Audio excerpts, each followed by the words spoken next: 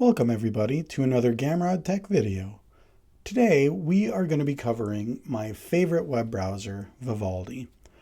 Vivaldi is a Chromium-based web browser that I have been using for years, and I find it to be a great productivity tool, whether I'm using it for work or whether I'm using it for personal. Just very useful for organizing your information and a lot of nice little features that make it a very helpful web browser. We're going to start out and look at something that's not unique, but is something worth pointing out. It does support multiple profiles. Here I've set up just a brand new profile. I called it example, and you can give them different icons so you can quickly see which profile you're in. You can see I've got multiple profiles set up.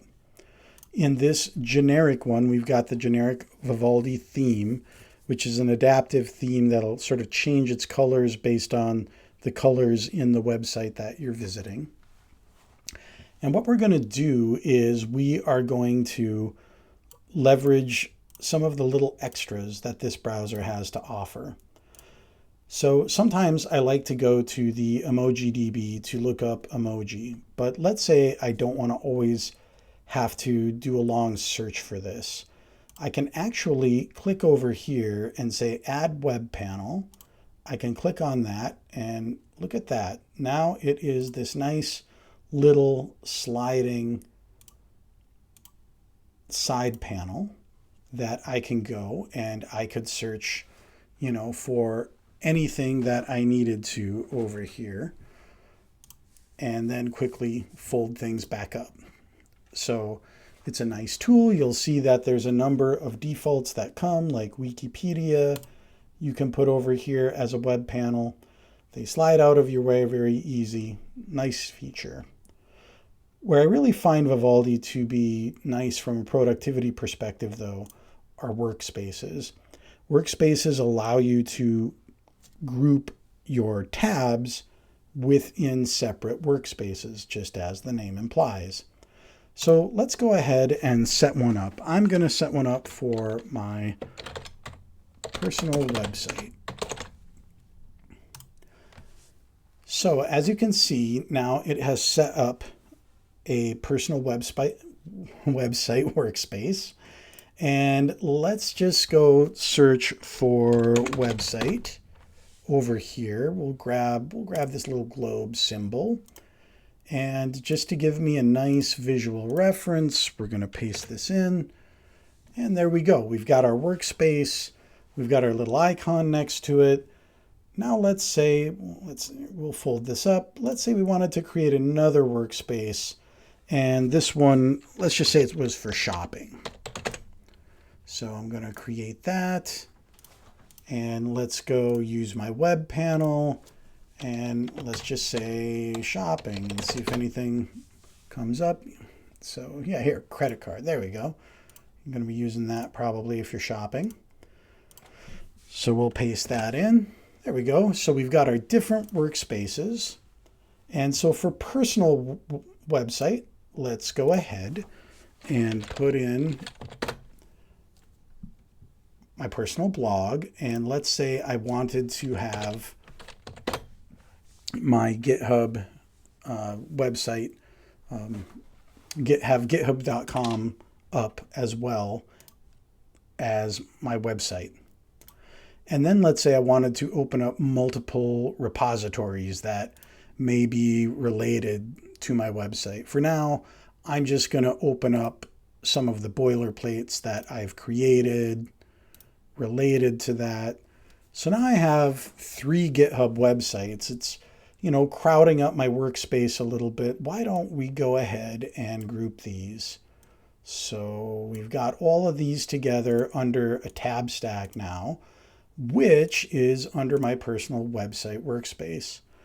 Now, let's say to make this even easier, I can rename this grouping of tabs, this tab stack.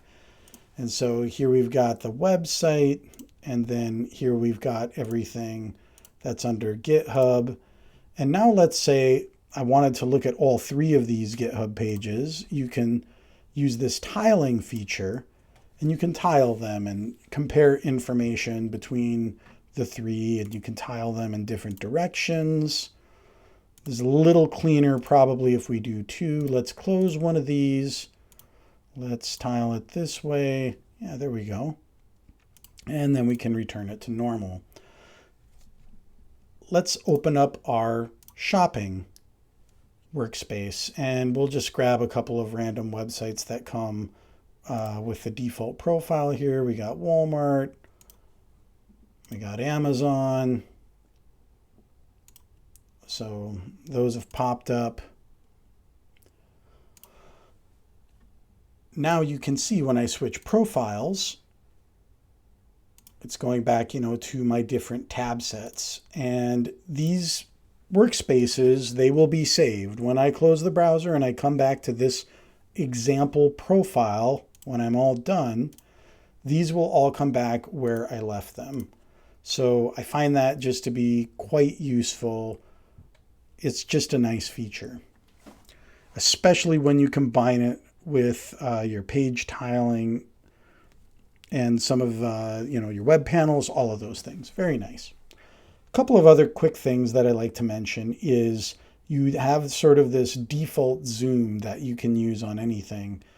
So if you're doing a presentation or whatever, you can zoom in and then you can reset. So just a nice quick little zoom feature that's built right in. This browser is available on all of the major OSs. I'm running it in Linux right now, but Android, iOS, all that is supported as well on mobile. You can sync things between devices. I don't really use that feature personally, but that is a feature. Another nice little feature that I like is that you can do a full page screen capture. So you can actually use this full page feature to grab even what is off the screen. This doesn't always work 100% depending on how a page has been structured, but most of the time it's great and highly useful. And you can output in PNG, JPEG, you can copy to the clipboard, lots of different options. You can grab a selection of a page. So, just a nice little tool built in. And I should also mention that this browser has a ton of features around customizations. If you go into the settings, which I'm not going to get into right in this short video, but you can have your stacks tile on the left versus the top. I still prefer mine on the top. You can customize which search engine you use. By default, Bing, I believe, is the current default because they do, I think, have a partnership there. So I like to support them. So I do use Bing as my primary currently. Some other just nice little features of just what Vivaldi does is they have these little games that they've built, the Vivaldi games that you can use and go and play them when you are needing a quick break. And they're kind of retro and fun. I'm not going to get into those right now. But then there is also this little built-in clock that you can use to take a break and just set up, regular breaks for certain periods of time. So that's a nice feature as well. So I just kind of wanted to go over some of my favorite features, what I think makes this browser more than just a simple browser. It's a productivity tool. It can be used like for integrating mail and calendar. I don't use those advanced features currently, but some of the power users love them, swear by it.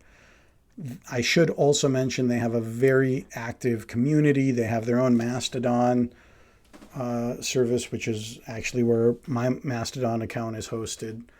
Great people that back this browser. They're very responsive to feedback, and overall, nice, stable browser. Been using it for years, and I just encourage people, give it a try if you're looking to try something different. I've only scratched the surface, of the features that it has, I probably will come back and do another video at some point to dig even deeper into some of these features. But anyway, hope you enjoyed this video, maybe found this little gem of a browser interesting, and again, encourage you to give it a try.